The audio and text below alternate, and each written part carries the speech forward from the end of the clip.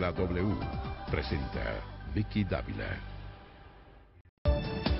Muy bien, pues ya tenemos con nosotros a las 12 del día, 10 minutos, al ministro de Salud, Alejandro Gaviria. Ya había estado con nosotros durante estos meses. Este programa lleva aproximadamente 7 meses, estamos cumpliendo casi 7 meses. Ya el ministro había estado con nosotros en una oportunidad casi empezando, nos aceptó la entrevista. Y esta vez le agradecemos, ministro, es una entrevista muy especial para nosotros. Muchas gracias. No, muchas gracias por la invitación. Y volver por aquí. Y excúsenos tanta molestadera que lo teníamos con ese entiendo, teléfono. Entiendo. Ministro, bienvenido a la W. Muchas gracias, Vic. Dígame cómo está. No, yo estoy bien, estoy en la mitad de mi tratamiento. Ya he tenido 3 sesiones de quimioterapia. Como la última sesión terminó el viernes de la semana pasada, hace una semana, ya con los días me voy sintiendo mejor y hoy me siento bien, por ejemplo. ¿Lo veo bien? Sí, me he sentido bien, como estos con días. Energía. La semana entrante tengo un examen importante donde hacen ya una evaluación de cómo ha funcionado el tratamiento. Y eso genera, por supuesto, un poco de expectativa y nervios, pero estoy bien. Óigame, a propósito de eso, ¿han cambiado muchas cosas en su vida, ministro? ¿Qué cosas han cambiado?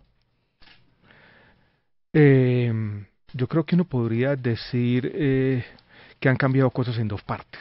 Primero, aquí en la cabeza. Yo creo que la perspectiva de la vida, del trabajo, de el mapa de afectos cambia. En muchas veces para bien, ¿no? Una enfermedad como el cáncer tiene esa paradoja. Y es que yo creo que le enseña a uno a vivir mejor, a valorar lo que verdaderamente importa. Yo, por ejemplo, tenía compañeros del colegio con los que no hablaba hace 10 o 15 años. Me he conectado con todos ellos, cosa que no había pasado. Con compañeros de la universidad, con personas con las que había dejado de hablar, porque la vida es eso, ¿no? Uno se va concentrando en el presente, en lo que hace, y se va olvidando de muchas otras cosas. Eso ha cambiado. Mi vida también ha cambiado en el sentido de que yo hoy tengo más restricciones y limitaciones. El tratamiento es difícil porque yo paso 4 días hospitalizado y después 2 o 3 días en un proceso de recuperación. Entonces tengo menos flexibilidad y soy más consciente de que tengo que cuidarme y eso cambia también la vida. Por ejemplo, para dar un solo ejemplo, yo antes vivía montado en un avión. Desde el 1 de junio que me diagnosticaron me he vuelto a viajar en avión. Claro. Eso también cambia la vida, ¿no? No, y porque uno siempre piensa que a uno no le da. Pues yo me levanté un día, tranquilo, nunca había sido hospitalizado. Yo hacía ejercicio 2 o 3, 4 veces a la semana, comía bien, las 2 porciones de frutas, nunca me he fumado un cigarrillo en mi vida. ¿Trago? Me cuidaba. Trago social, así, de vez en cuando. O un vinito, a mí me gustaba un vinito y a veces me reunía con algunos amigos y nos tomábamos unas copas de aguardiente, pero no más. Y me levanto un día con un dolor de estómago, no le paré bolas, no le presté ninguna atención. Hacia el final de la tarde ya era insoportable. Salgo para el hospital y me están diciendo 2 horas después que usted tiene cáncer o que muy probablemente lo tiene. Fue confirmado el diagnóstico el día siguiente. No es fácil, ¿no? Pero también yo creo que es una advertencia para todos, ¿no? No, pues imagínese. Que la vida puede cambiar así súbitamente. Ministro, ahora que acaba de haber cambios en el gabinete del presidente Juan Manuel Santos, yo sí quiero saber si debió ser muy complejo para usted seguir en el ministerio o muy valiente, me parece, porque es un ministerio muy agitado, con todos los días un chicharrón, 2, 3 en la oficina, cosas por resolver. ¿Cómo toma esa decisión de quedarse aún cuando está en la situación en la que se encuentra? Antes de la crisis ministerial de hace unas semanas, o sea, cuando fui diagnosticado en esas 2 primeras semanas, yo tuve una conversación con el presidente. Y él me dijo, si su salud se lo permite, yo quiero que siga en el cargo. Y ese fue el acuerdo que teníamos en su momento. Y ese acuerdo, de alguna forma, se confirmó después de la crisis ministerial. El temor que yo tengo es el siguiente, Vicky y oyentes. Las causas de esta enfermedad tienen, como le escribí yo alguna vez, cierto halo de misterio. Sí. Y algunas de las causas son azarosas, son impredecibles. El azar tiene mucho que ver en el cáncer y en muchas de las circunstancias de la vida. Pero hay un factor que incluso ha sido recogido por los medios de comunicación esta semana, que es el estrés. Sí, sobre eso, perdóneme que le interrumpa solo una cosa. Hicimos una nota esta semana. Con un médico español, porque la revista Semana había también recogido un artículo. Y decía que el estrés alimentaba el la estrés aparición. crónico. Sí. Yo quiero resaltar la palabra crónico, yo creo que es importante. Y yo he estado sometido 5 años, porque voy a cumplir 5 años el 3 de septiembre del ministerio, a un proceso de estrés crónico. Y es lo que me preocupa. Porque yo llego el primer día a trabajar después de mis sesiones de quimioterapia. Llego con esta perspectiva de que los problemas del ministerio no pueden afectar mi salud, pero con el tiempo me voy olvidando de eso, ¿no?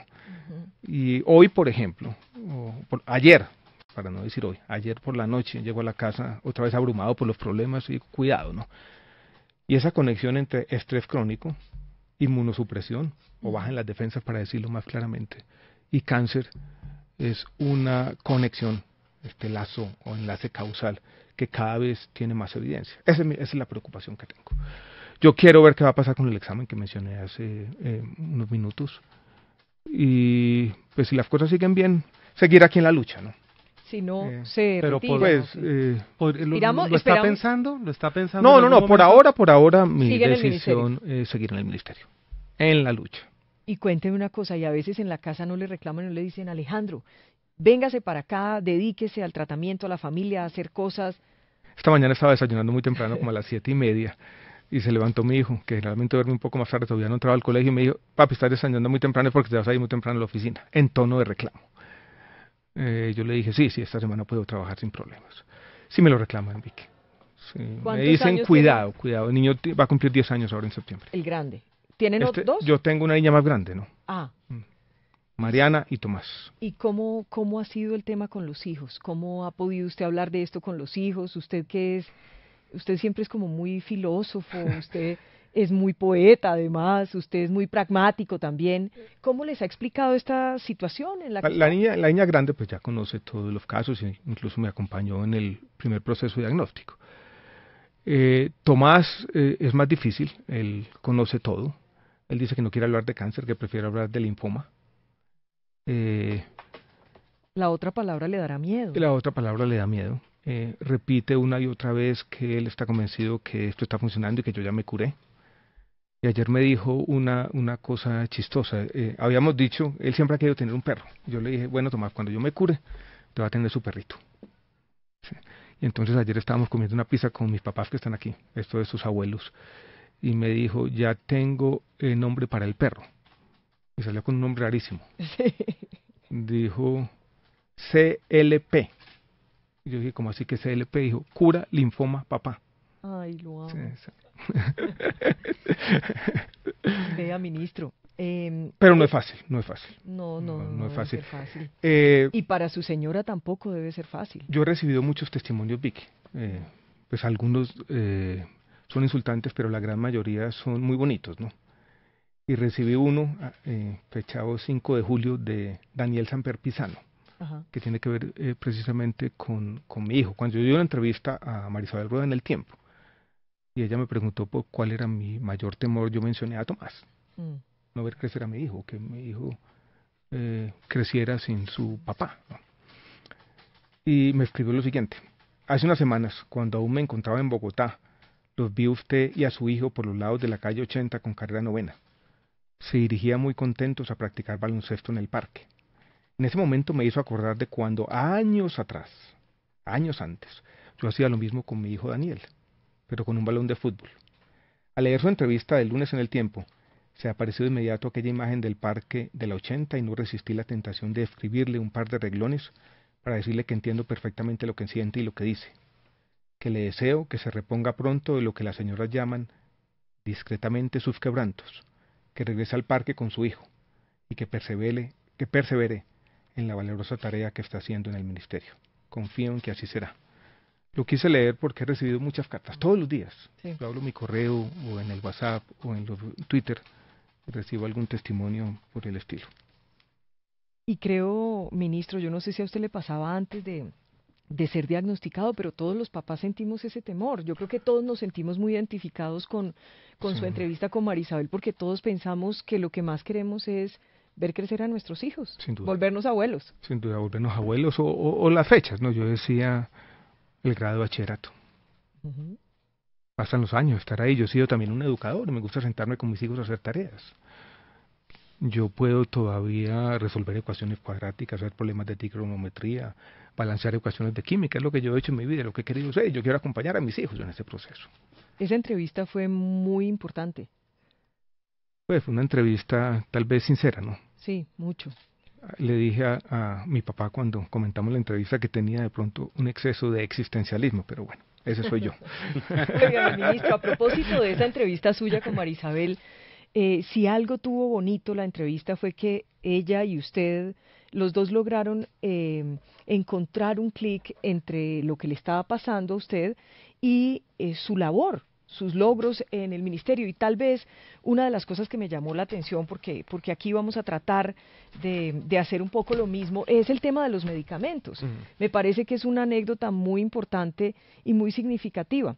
Usted logra como ministro bajar el precio de muchos medicamentos y al final termina usted usando uno de esos medicamentos. Es un medicamento que se llama rituximab, que es una parte especial de mi tratamiento. Incluso el rituximab jugó un papel fundamental en el desarrollo de los linfomas, porque aumentó la tasa de curación de manera sustancial. Es un medicamento que es bastante frecuente y usado en nuestro país. Tenía unos precios que eran mucho más altos que los países de la región, incluso que muchos países europeos. Y como parte de la política de control de precios de medicamentos que compara los precios con un grupo de 17 países de referencia, ese precio se bajó sustancialmente. ¿Y usted cree que...? Yo le mencionaba a Marisabel esas conexiones que no son mixtas, pero que ocurren, son ¿no? cosas ¿Quién de la iba vida a pensar cuando yo estaba haciendo ese control de precios de medicamentos y este medicamento rituximab hizo parte de nuestras discusiones diarias, que después yo iba a usar ese medicamento? O otra que también me parece muy interesante, cuando recomendamos una decisión que sigue siendo polémica, que sigue siendo parte del debate político de nuestro país y que lo va a hacer en los meses subsiguientes, que es la suspensión de las operaciones aéreas con glifosato. Yo tuve en marzo del año 2015 un reporte de la Agencia Internacional de Investigación sobre Cáncer, que mostraba que había evidencia suficiente, no definitiva porque nunca lo va a ser, pero suficiente, para mostrar que el glifosato podría causar cáncer. ¿Qué cáncer? El que yo tengo, linfoma no Hodgkin. Increíble. Para mí esa palabra, sin ser médico, porque no lo soy, del linfoma no Hodgkin, era simplemente otro tipo de cáncer, un poco incluso extraño, porque era definido de manera negativa. Los linfomas Hodgkin, que son el 10%, los no Hodgkin, que son el resto, una variedad muy grande, una gran heterogeneidad, y ahí estuvo. Algo que hoy tiene trascendencia porque completamos la reglamentación, la marihuana medicinal. Eso vi, noticia de las últimas horas. Pues una de la evidencia más consolidada de los usos de la marihuana medicinal son para náuseas en pacientes oncológicos. Aquí tiene uno. Yo usé unas goticas en mi ¿Y cómo le fue con pasada. las goticas? Me fue bien el primer y el segundo día, el tercer y cuarto ya tuve náuseas, ¿no? O sea, no la volver a utilizar. Pero las utilizó. Las usé. ¿Y le sirvieron 2 días, los otros no tanto? Me sirvieron 2 días, los otros no tanto. Óigame, usted que a todo le busca como una explicación, y ahora que planteamos esto de los medicamentos, de lo del glifosato, de todo esto, incluso del cannabis, ¿cuál es la explicación que usted le encuentra a eso? ¿Qué cree que pasó? ¿Por qué a usted le interesó eso? ¿A qué le atribuye usted eso que ocurrió? ¿Solo una coincidencia? Es difícil, yo creo que las coincidencias, y no quiero interpretar que yo tenía algún poder clarividente, y es no. El más allá. No, son esas conexiones que hacen interesante la vida. Y yo le mencioné a Marisabel algo que me pareció muy interesante. Cuando yo estaba viviendo en Estados Unidos haciendo mi doctorado, me suscribí a la revista Scientific American y siempre esperaba una columna que escribieran 2 científicos, que era eso, conexiones, cosas que pasan. La vida se va volviendo este entramado de sucesos que aparentemente no están conectados, pero que le dan cierto significado a la vida. Hubo una o cierta conexión que es más personal, no tiene que ver con mi trabajo, que sí me ha inquietado más. Yo me empecé casi lo voy a decir, a obsesionar con el tema de la reflexión sobre la mortalidad y la muerte. Tanto que yo tengo un hobby personal, que lo he mencionado en varias entrevistas, yo reseño libros por Amazon. Y si alguien se mete de curioso y mira las reseñas, muchos libros tienen que ver con eso. Entonces usted tuvo algo que ver también con otro asunto que tuvimos que tratar en el ministerio, y fue la reglamentación de la eutanasia y lo que pasa al final de la vida. Y cómo la medicina moderna ha llevado a ciertas aberraciones y, por ejemplo, ya los pacientes no dicen sus últimas palabras porque mueren con un tubo en su garganta. O cómo ya no hay una conversación entre los familiares y el paciente moribundo porque está por allá en una unidad de cuidados intensivos cuando debería estar en su casa. Esas reflexiones me llevaron a leer y leer sobre el tema. Y mencioné en la entrevista con Marisabel también un libro de un médico neurocirujano de la Universidad de Stanford, casi que el médico joven más importante de los Estados Unidos, que murió muy joven, de 40 años de cáncer de pulmón. Sí. Y sus reflexiones en su último año con la enfermedad, sobre la mortalidad, sobre lo que significa tener la certeza de que no va a ver crecer a sus hijos, sobre lo que significa tener la certeza de que la vida que planeamos no va a ser la que quisimos que fuera. Eso me llamó la atención. Ministro, ¿y esa? Yo reseñé ese libro hace 1 año y medio, cuando para mí esta enfermedad no estaba en los planes, porque yo no tengo, por ejemplo, ninguna historia en mi familia de cáncer. La historia por el lado de mi papá es de enfermedades cardiovasculares y por el lado de mi mamá es de enfermedades de los pulmones, de EPOC sobre todo. Ministro, ¿y estas reflexiones y por lo que está pasando le ha hecho cambiar su pensar en qué pasa después de la muerte? Porque usted, pues, poco cree en Dios. No, él ha sido claro, él ha Sí. dicho que él no Pues, cree en Dios, sí. Yo incluso publiqué un librito por allá a finales del año pasado donde incluye un capítulo sobre mi relación con la religión, que es siempre respetuosa, pero no me ha hecho cambiar. Yo ¿No? No. Para nada, sigue firme. Sigo ¿Piensa? firme en lo que piensa. Sí me ha hecho pensar más sobre la mortalidad, ¿no? Sobre Y en ese punto significa específicamente, ministro, perdóneme despedirse que lo para interrumpa. siempre, ¿no? Eso, ¿piensa mucho ahora, hoy en la muerte? ¿Piensa ahora mucho? No me quiero obsesionar con el tema, y yo creo que también uno tiene que propender por cierta salud mental y obsesionarse en estos pensamientos todo el día, no. Pero, por ejemplo, leí un ensayo muy bonito esta semana de Carl Sagan, ¿se acuerdan de Cosmos? Que de pronto Sí. lo vimos cuando estábamos nosotros adolescentes. Él murió de cáncer, relativamente joven. Era ateo, era una persona básicamente que pasó su vida en el culto de la razón. Y dice una frase muy bonita, ¿no? La forma de despedirse de sus hijos, de celebrar ese lado efímero y transitorio de la vida, que yo creo que puede celebrarse, de tratar de aprovechar lo mejor posible del tiempo que tenemos en lugar de pensar en algo incierto. Eso fue el lunes en la noche, después de que hablamos. Y eso me dejó la semana pensando sobre estos temas, pero tampoco quiero que los oyentes piensen que pues el Que ahora ministro no piensa está sino en eso. enloqueciendo. No, hace parte de mis cavilaciones, que yo creo que las tenemos Es todos, natural, ¿no? Sí, claro. es natural, y yo creo que esta enfermedad lo lleva a uno un poco a pensar más en el tema, ¿no? ¿Y siente miedo de la muerte, ministro? No de la muerte, siento tristeza de ciertas cosas que vienen con la muerte, ¿no? De no estar más. De no estar más con la gente que uno quiere. Carl Sagan decía una cosa también interesante y bonita que me pareció.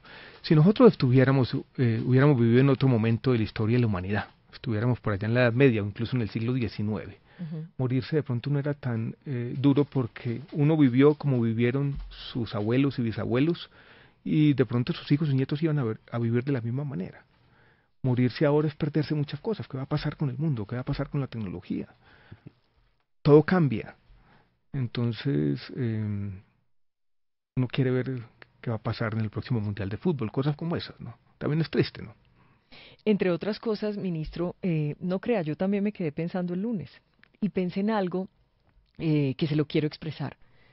Si uno cree en Dios, cualquier religión, que hable de que hay algo más después de morir, el cuerpo muera, pensaba yo que quizás uno en los momentos más difíciles tiene una esperanza.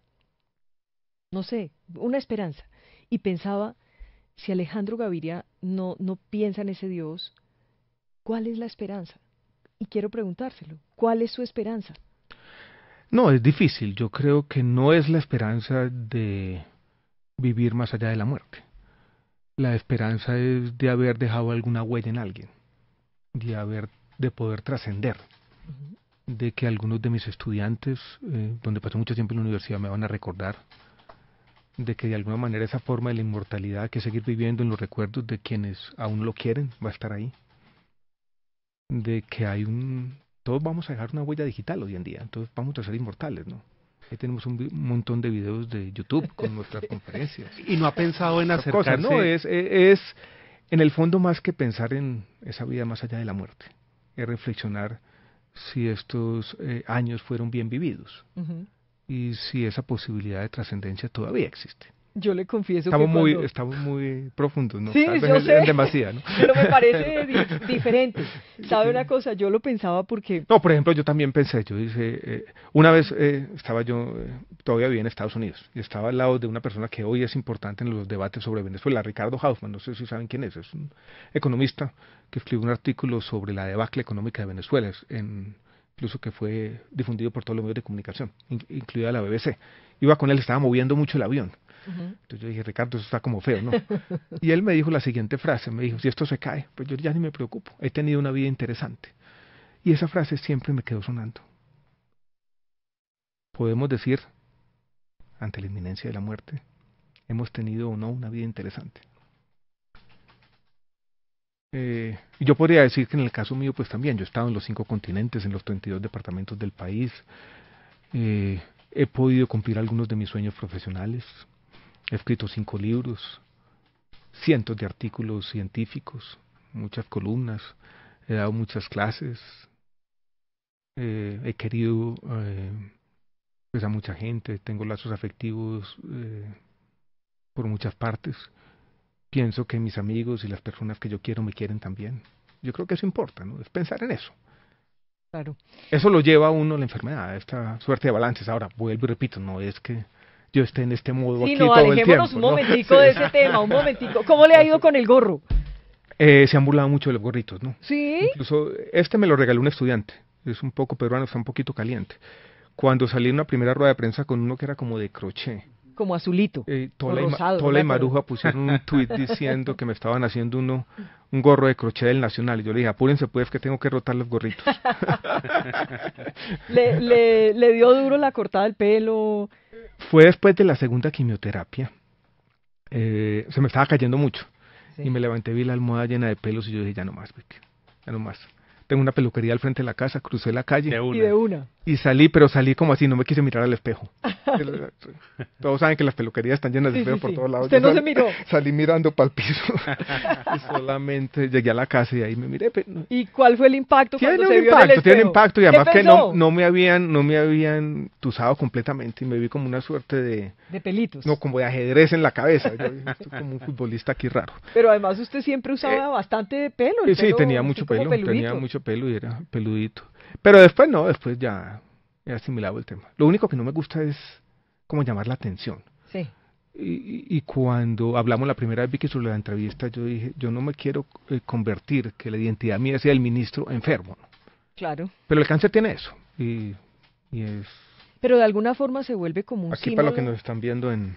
Bueno, creo que nunca se la había, pero se ve... No, sí. Le voy a decir una cosa, se ve churro porque usted tiene cara bonita. No creo, pero bueno. Sí, se lo digo con claridad. Se pone rojo. Podría quedar hasta sin gorro. No, digo. Es mejor el gorrito. ¿Le gusta más el gorrito? Me siento protegido, ¿no? ¿Sí? Sí. Le debe dar frío en la cabeza, calor en la cabeza. Frío en la cabeza y he notado que uno suda mucho por la cabeza, que cuando tenía el pelo no me pasaba. No se daba cuenta. No me daba cuenta, sí. Hace poquito me estaba comiendo una guanábana y empecé a ver la cabeza como rara. Uno suda todo el tiempo. Pero bueno. Ministro, usted dice que ha cumplido alguno de sus sueños profesionales. ¿Cuáles le faltan? ¿Cuáles me faltan? Es una buena pregunta. Pues yo he cumplido, tengo un doctorado, un PhD que quise hacerlo. Siempre quise ser decano y también lo logré. Había jurado que no volvía al sector público y ya he sido el ministro de Salud que más ha durado en la historia de Colombia. 5 años. 5 años. No, yo quisiera, por ejemplo, seguir escribiendo libros, volver a escribir. En algún momento me gustaría hasta aventurarme en la ficción, ¿no? Y seguro tiene madera. Pues no sé. Política no. No creo, ¿no? ¿O le llama la atención? No me llama la atención mucho, no me llama la atención la política electoral.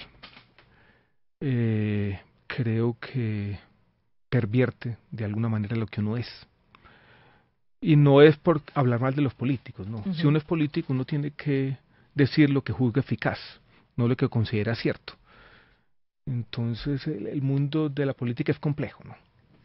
A propósito de eso, es claro que la gente me pregunta mucho hoy en día que si yo quiero seguir en la política. Usted no ha sido político. Usted ha estado en el mundo de la política. Pues yo he estado en el mundo de lo que se conoce en Colombia como la tecnocracia, ¿no? Yo fui Pero nada de elección subdirector, no, yo creo que tengo 5 votos. La familia. Que la familia. Que además los dudo, el de mi hermano Pascual, por ejemplo, no creo que lo tenga asegurado.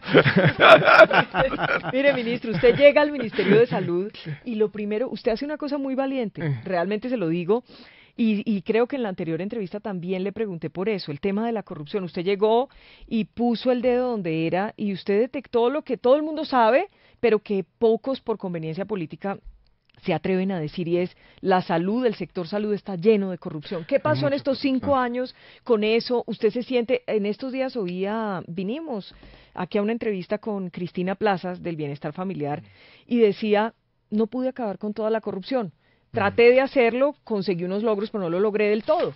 ¿En estos 5 años usted lo logró?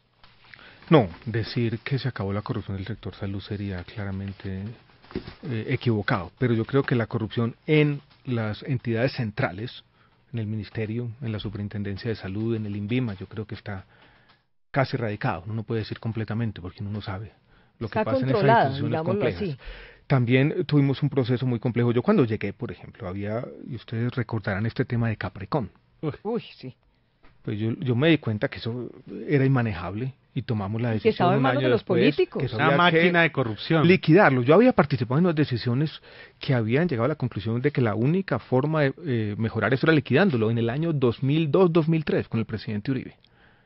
Y llego yo y ¿qué sigue Caprecon? Se liquidó Caprecon, se liquidó Saludcop, se liquidó una EPS que llamaba Sol Salud, no sé si la recuerda, claro, con la que el Turco Gil el Tuerto Gil, perdón. El Turco Gil es un vallenatero. el maestro de acordeones. De acordeones, sí. Había construido un emporio político en Santander. Se acaba de liquidar Manesca, se liquidó Humana Vivir, se liquidó Golden Group. Había un proceso muy importante de depuración allí. Todos los escándalos de corrupción asociados a los recobros al Fosiga, todo eso se mejoró completamente. Hoy el día el Fosiga ya no existe, se acaba de crear una institución que se llama ADRES. Y ya hay unos procesos de auditoría profesionales donde se ha logrado controlar la corrupción. Pero el ministerio necesariamente está relacionado con la forma como funcionan las instituciones en el territorio. Y hoy en los hospitales públicos, en algunas secretarías de salud, sobre todo también en el pago de temas de recobros, tenemos todavía problemas de corrupción. Y los políticos de la hemofilia, la compra de medicamentos en los hospitales públicos, la clientelización de muchas de las instituciones en el territorio sigue siendo un problema muy complejo que Colombia tiene que dejar atrás.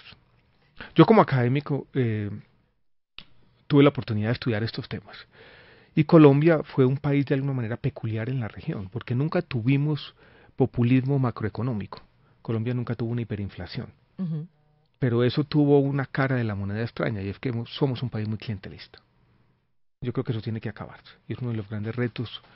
Y quizás, ministro, los presidentes, los gobiernos tienen que volver eso una política pública y es no estar dándole eso al congresista, a usted le regalamos Caprecon o a usted le regalamos el bienestar familiar. Que las instituciones tengan dueño, que entonces uno va a nombrar un subdirector o un director del INVIMA o el Instituto Nacional de Salud, entonces tenga que pedirle permiso a un congresista. Yo creo que eso tiene que acabarse y erradicarse completamente. Lo que sí no debieron fue volver a llevarle a usted hojas de vida ni nada. No me lleva mucho. ¿Los políticos ya no se le acercan mucho? No, yo tengo relaciones con los políticos y yo creo que hay una parte importante que tienen que hacer los políticos y es auscultar cuáles son las necesidades de sus regiones. O sea, yo no puedo saber desde el Ministerio de Salud, desde Bogotá, si no está funcionando la ambulancia o la segunda o tercera ambulancia que está en un puesto de salud. Si el político me dice, hablando con su comunidad, mira, aquí hay una necesidad de un equipo biomédico en un hospital público, yo creo que eso es completamente válido. Y la política está diseñada para eso, para que sean quienes tienen más cercanía con las comunidades que llevan esas necesidades y uno poder filtrarlas. Eso me parece completamente válido. Pero lo que no es válido es el puesto, la hoja de vida o el tema aquí, porque en eso tiene que operar el mérito, ¿no? ¿Le puedo preguntar por Roy Barreras qué pasó? No, yo con él no he ¿Qué pasó después de que usted lo mencionó? No, quien lo mencionó no fui yo, sino el superintendente de salud de la época, Gustavo Morales. Hubo una investigación, yo no sé en qué quedó la investigación. Nada. Pero la verdad no está en el sector salud. No lo he visto rondando por aquí para nada. Gucci Fu. Una vez incluso le dijo a alguno de los personas que habíamos nombrado en la intervención de Saludcop, yo jamás iría a su oficina. Yo me di la bendición. Óigame, ministro Alejandro Gaviria, vamos a volver al tema. Entonces, usted hace algún instante mencionó el tema de la eutanasia, tal vez cuando estaba hablando de las conexiones. Sí, exacto. ¿usted se aplicaría la eutanasia? ¿Y en qué circunstancias lo haría si dice que sí? Si yo tengo un dolor insoportable, si los médicos me han dicho que me quedan algunas semanas de vida, que ya no hay nada que hacer, yo creo que no tiene sentido. No tiene sentido vivir con dolor 2 o 3 o 4 semanas más. Yo sí me la aplicaría. ¿Y usted ha hablado de eso con su familia? No, no hemos tenido esta conversación. Es una conversación dura. Es dura. Es dura, entre otras cosas, Sí. porque Incluso porque es dura. el apego a la familia puede generar que uno quiera estar esas 4 semanas más, no importa. Es dura, pero es importante. ¿Por qué? Porque cuando reglamentamos la eutanasia nos dimos cuenta que hay 2 elementos que tienen que estar allí. Uno es la voluntad. Cuando Carlos Gaviria, que en paz descanse, hace su primera sentencia sobre el derecho a morir dignamente y asocia una cosa que es paradójica, el derecho a morir dignamente, con el derecho a vivir dignamente. Claro. Que como parte del derecho fundamental a la salud está también el derecho a morir dignamente, que parece paradójico, pero no lo es. Él dice que se tienen que presentar 2 cosas. Primera, la voluntad. Él está protegiendo la voluntad del individuo. La persona tiene que decir, yo quiero la eutanasia. Y lo puede decir de 2 maneras. En el momento, o lo puede decir anticipadamente, hablar con sus familiares. Hoy en día en Estados Unidos, por ejemplo, la gente graba un video en YouTube. Uh-huh. Y dice, Y saca del problema a la familia. todo el mundo, y ahí queda. Más que ante Salva la una responsabilidad. notaría. Hoy en día estamos en un mundo diferente, se graba el video. Y el segundo es que se trate no de cualquier persona. Esto no es un suicidio, de un enfermo terminal. Por ejemplo, un paciente en estado vegetativo. Hoy en Colombia, con las leyes que tenemos, no es sujeto a eutanasia. No puede ser sujeto a eutanasia. Tiene que ser un enfermo terminal, porque un paciente en estado vegetativo puede vivir por años. Pero para responder la pregunta, Vicky, de manera clara, sí me sometería a la eutanasia. Ministro. Ahora, eso lo digo ahora, ¿no? Sí. Recuerdo mucho una conversación con un estudiante que tenía a su papá muriendo de un cáncer muy complicado en la boca. Que el papá dijo, ya no más, ya no más, ya no más, ya no más, yo quiero la eutanasia. No quiero descansar. Y cuando se le iban a aplicar, dijo no. Se arrepintió. Sí, entonces, uno no sabe, ¿no? Es fácil Sí, claro. hoy en día decir tranquilamente sí. Pero que llegue el momento y Llega el aceptarlo. momento y podemos cambiar de opinión. Ministro, usted hablaba de muchos mensajes como el de Daniel Samper Pisano, que le llegaron y que le han llegado llenos de cariño, de aliento, de solidaridad. Pero le confieso que a mí me ha conmovido el hecho de que la gente sea, por ejemplo, capaz de escribir en un Twitter, en un trino, escribirle a usted ojalá se muera, o escribirle Mucho también, sí. bien hecho, o a usted si lo atienden bien. Cuando le mandan esos mensajes, ¿qué sentimientos le llegan a usted? Yo creo que yo miro esos mensajes de 2 maneras. Primero, como funcionario. Y como funcionario tengo que entender que hay frustraciones de la gente. Y yo entiendo el tema de la necesidad de oportunidad en el sistema de salud, de atender bien a la gente, si es una persona que está desesperada por los medicamentos. Eso los entiendo, trato de ponerme en los zapatos de ellos. Pero hay muchos que no, donde simplemente hay un lado oscuro y tal vez perverso del corazón humano. Porque desearle el mal al otro, ¿por qué? Y yo creo que las redes sociales han exacerbado ese lado perverso del corazón humano. El anonimato que permite las redes sociales. Si alguien pudo haber escrito un cuento de ciencia ficción hace 10 años, ¿no? Yo voy a inventar un aparatico para poder insultar a alguien desde cualquier parte. Ese aparatico lo llama Agredirlo sin Twitter. consecuencias. Sin consecuencias. Y lo exacto. malo es que usted, siendo el ministro, usted no Entonces le yo puede voy en el contestar carro mal. o estoy en un almuerzo con mi familia un sábado comiendo tranquilamente, me da por mirar el bendito teléfono y alguien me está diciendo HP, ojalá se muera. Eso no es fácil, ¿no? ¿Siente Esa con eso? capacidad que hoy ¿Siente tiene rabia cualquier o qué le persona da? de insultar. No, me da rabia, pero trato de Calmar. respirar profundo. Pero duele. de Nunca todas contestar, maneras. pero claro que duele. No, y donde usted conteste, No, le caen a usted. Pero noté también lo siguiente, y yo no quiero entrar en el área compleja de las especulaciones políticas. Esas personas a veces me da curiosidad y yo hago lo que llaman stalkear, ¿no? Entonces voy y miro qué es lo que dicen, o qué es lo que escriben, o quiénes son. Y encuentro que siempre están en los extremos del espectro político, ¿no? Sí. Es como si esos Radicales. extremos ideológicos atrajeran a ciertas Esos sentimientos sociopatía, de, ¿no? de odio. De odio, sí, el odio. Y el odio hace parte de nuestra sociedad y yo creo que hoy estamos viviendo un momento político en Colombia y en el mundo donde el odio está por todas partes. ¿Sabe? omnipresente. A mí me llamó mucho la atención que usted no se fuera del país. Quizás usted se hubiera podido ir del país, atenderse por fuera, pero usted se ha sometido a su tratamiento aquí en Colombia. ¿Le tocó tomar esa decisión? ¿Ni siquiera lo pensó? ¿Le dijo a su familia, vámonos de aquí, vamos a hacer algo fuera? No, no, yo en eso, Vicky, desde el comienzo yo creo que he dicho que sin demagogia. Confío en los médicos colombianos. Yo creo que el tratamiento que estoy teniendo yo es un tratamiento estándar. Mi enfermedad también está en un marco que es estándar todavía, tratable con un tratamiento que está disponible para todos los colombianos. Los medicamentos, que son 6 que me están aplicando a mí, están en el plan obligatorio de salud. Y hoy cualquier colombiano, desde el estrato 1 hasta el estrato 6, puede tener acceso al mismo tratamiento, en teoría. Ujú. Muchos oyentes estarán diciendo, ¿y qué pasa si Sí, yo estoy en la en esta práctica. EPS? Y eso es lo que tenemos Si que no me seguir atienden mejorando ahí todos. mismo. Exacto.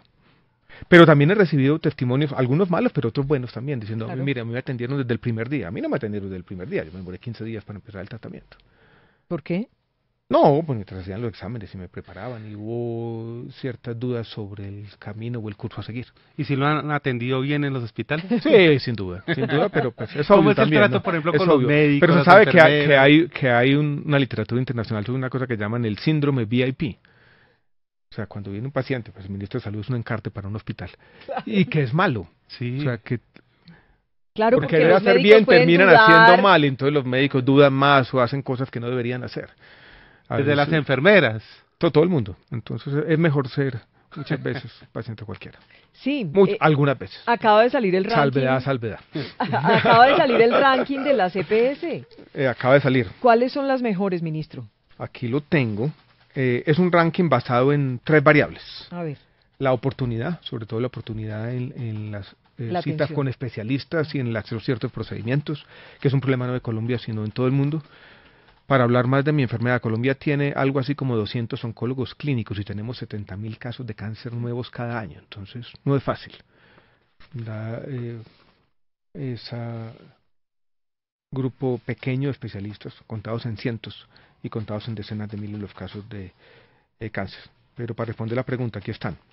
En el régimen contributivo, la primera es EPS Sura, Ujú. que opera sobre todo en Medellín, pero tiene también afiliados en Bogotá, en Barranquilla. La segunda es Sanitas, antes llamada Colsanitas, Sanitas. La tercera es mi EPS. Pero no es suya. No, la que yo estoy afiliado. ¿Cuál es? Es Alianza Salud, es una EPS Alianza pequeña Alianza que Salud. tiene aproximadamente 300.000 afiliados, muchos de ellos en Bogotá.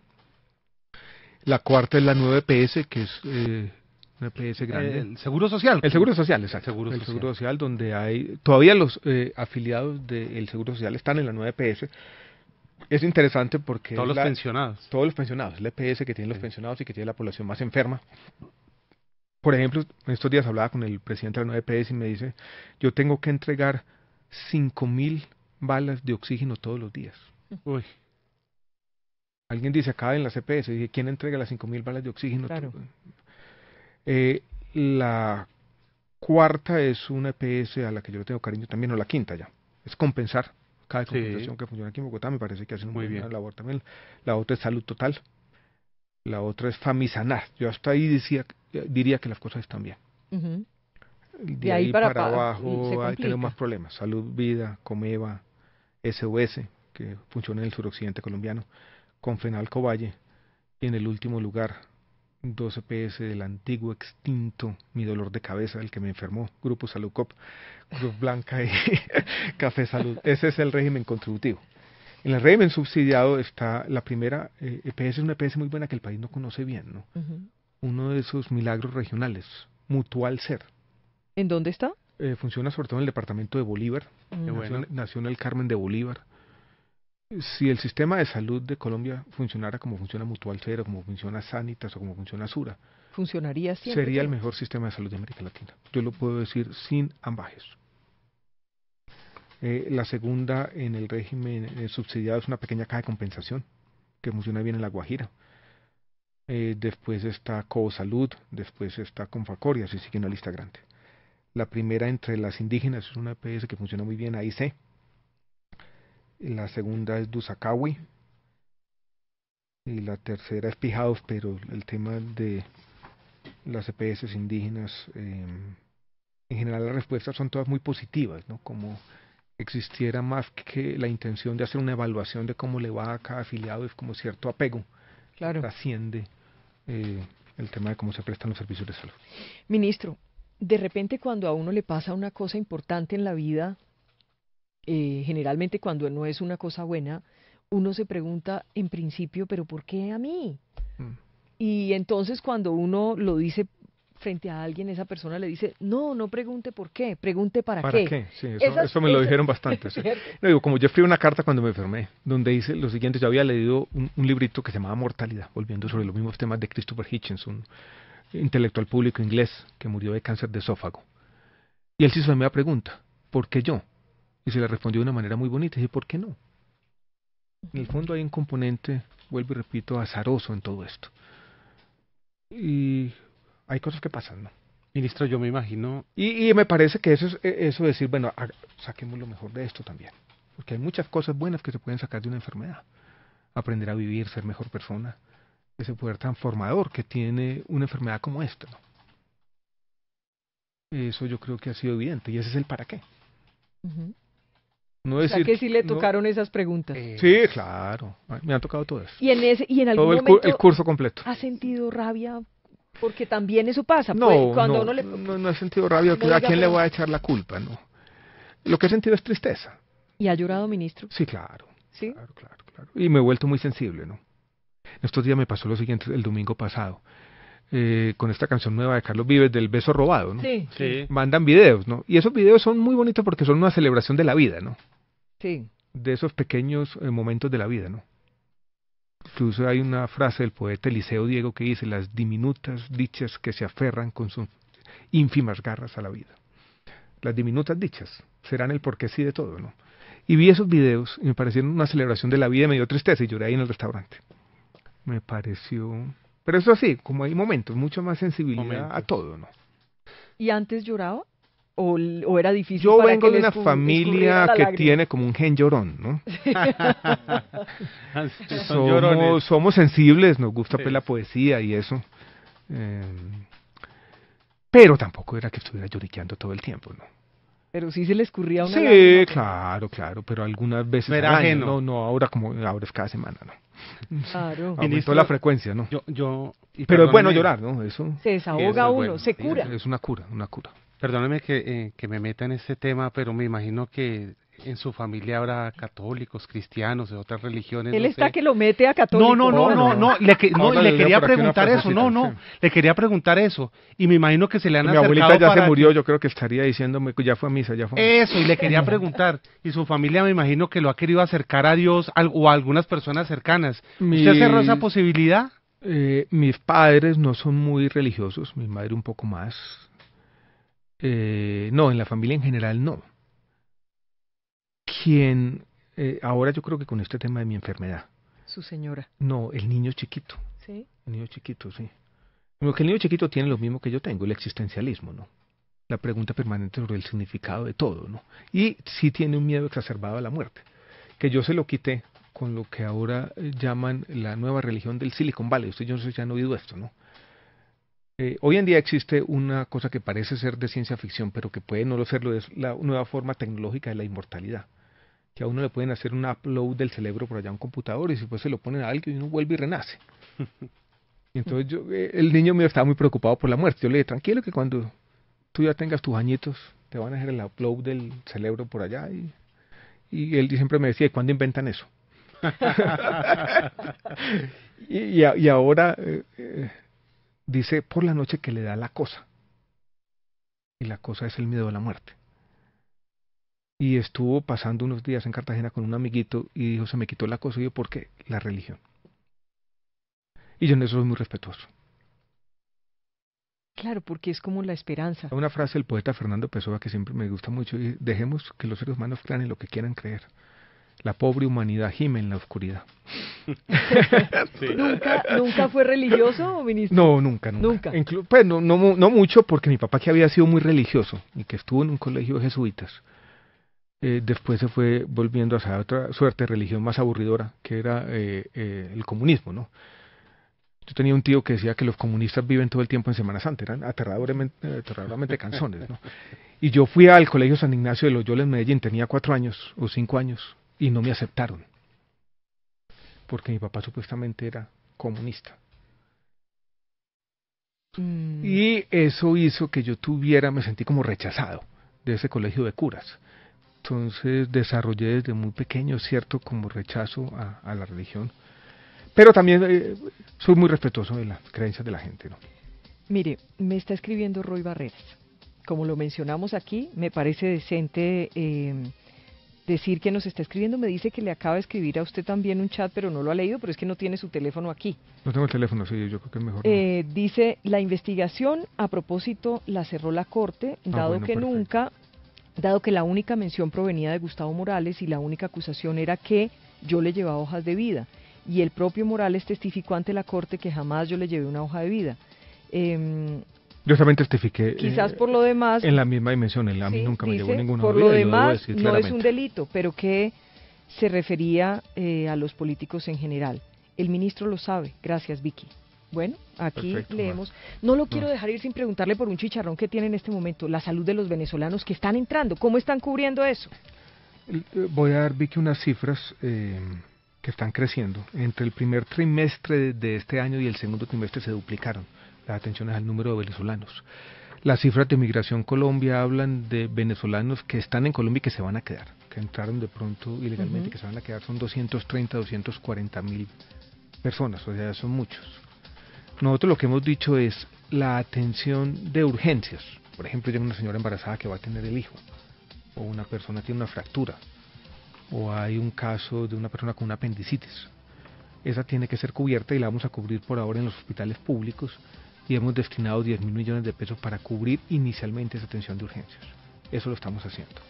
Y lo estamos haciendo porque Colombia en su ley estatutaria dice que el derecho fundamental a la salud no está circunscrito a los ciudadanos colombianos, sino a todos los residentes en nuestro país.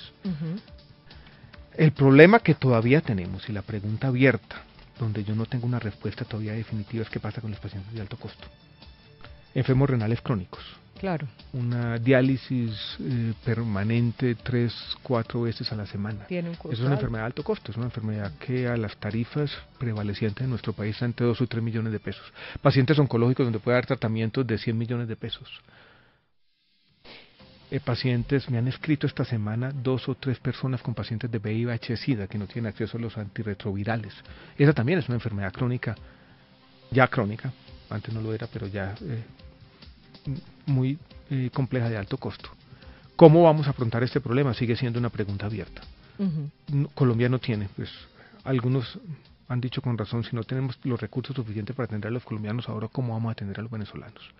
Entonces la atención de urgencia está garantizada. Ya tenemos un decreto que transfiere los recursos a los hospitales públicos, las entidades territoriales, estamos recogiendo la información. La atención a pacientes de alto costo con enfermedades crónicas todavía no está garantizada plenamente y sigue siendo una pregunta abierta para nuestro país. Eso para decir que yo creo que este va a ser el tema más importante de Colombia en los próximos años. Porque es mucha gente. Colombia va a afrontar un gran desafío humanitario. ¿Cómo vamos a responder como sociedad? Yo creo que también va a decir mucho de nuestro talante. Ministro, tenía que irme a la pausa, pero no me voy a ir todavía, porque quiero preguntarle cómo quiere que recuerden a Alejandro Gaviria. Es decir, de verdad que le deseo lo mejor y que se ponga bien y que sean muchos años y que nos volvamos a encontrar viejitos. Sí. Pero todos en la cabeza tenemos una idea de cómo queremos que nos recuerden. Y yo quiero preguntarle eso, ¿usted qué espera? Que la gente que lo está viendo en este momento, que ha tenido que lo ha conocido, que ha sabido de usted, que lo recuerde ¿cómo? Es difícil, ¿no? Porque cada uno lo recordará uno de manera diferente. No, yo creo que algunas virtudes que yo creo tener, cierta sinceridad, creo que la tengo, bondad de corazón y capacidad de trabajo, cierto afecto, cierto etos igualitario de tratar a todo el mundo de la misma manera, independiente de quiénes son, como esas cosas, ¿no? Lo que pasa es que eso es distinto a pensar, yo sí quiero, pues, cómo lo recuerda uno en el ámbito familiar. Yo, por ejemplo, a mí me gusta mucho cuando doy discursos decirle a los estudiantes, tómense fotos, cultiven buenos recuerdos, de eso está hecho la vida. Y yo quisiera que mis hijos y mi señora atesoraran ciertos momentos también, ¿no? diminutas dichas de las que hablábamos hace un rato, que en el fondo justifican. Ujú. También me gusta decir una frase en los discursos de grado: nuestro paso efímero por este planetica. Seguramente sus hijos lo están viendo en este momento, estoy segura. No sé si el niño estará en vacaciones todavía. El niño va a estar por ahí jugando y jodiendo. Sí. Si lo La niña de estuvieran pronto viendo, sí, la niña de si lo pronto sí, si sí. lo están Y viendo. mi- ¿Qué les quiere decir? No, Que quede grabado en YouTube. que los quiero mucho, que los adoro, que son mi vida y que nos seguiremos encontrando los días, las semanas y los meses y los años. Nos falta mucho tiempo por vivir. Así es. Y a la señora, Que la adoro también. ha sido muy importante en este tiempo. Muy importante, una compañera impresionante, un apoyo. Esos afectos los hace mucho más fuertes. ¿Cuántos kilos se ha bajado? ¿Le ha tocado comprar ropa nueva? No, pero hijo de madre, la correa ya no va a alcanzar, eso ya hasta el último. Ya no da más. Yo había bajado de peso, yo no sé, yo tengo un misterio. Yo bajé de peso en el año 2014-2015 de manera muy súbita, como 6 kilos. Y yo creo que ahí ya tenía ya como el germencito de la enfermedad. Sí. Después 2015-2016 no bajé. Y ahora he bajado 3 o 4. O sea, que estoy pesando menos de lo que pesaba como en la universidad. Cuando estaba muchacho. Claro, ¿Cuántos años tiene usted? 52. Ah, bueno, pero es que está muy joven, ministro. Pues, Sí. Claro que sí. sí, digamos que sí. Pues no muy joven, digamos que... No, uno a los 52. Mediana edad, no, hay tiempo por ministro, uno a vivir. los 52 No, es pero joven. No, yo me siento lleno de energía y con ganas de vivir, por supuesto. Sí. Pues, ministro, yo le agradezco tanto, le agradecemos tanto que usted haya venido, nos haya aceptado esta entrevista. Muchas gracias por la entrevista, muchas gracias por el Queremos que se afecto ponga se- bien. Me voy Queremos a que poner se bien, ponga me voy a Le poner bien. deseamos lo mejor. Me voy a y- poner bien. Piensen en mí el próximo jueves, el día del examen. El jueves. Así será. Así va a ser. Y hágame el favor y le dice a su hijo que le mandamos un pico Ah, bueno. y que no vuelva a sentir miedo de la cosa, aunque Sí. todos sentimos miedo de la La cosa. cosa nos asalta de vez La en cosa cuando. nos asalta. Dios lo bendiga, ministro. Bueno, muchas gracias, Vicky. Un abrazo grande. Gracias, ya volvemos. Saludos a los oyentes.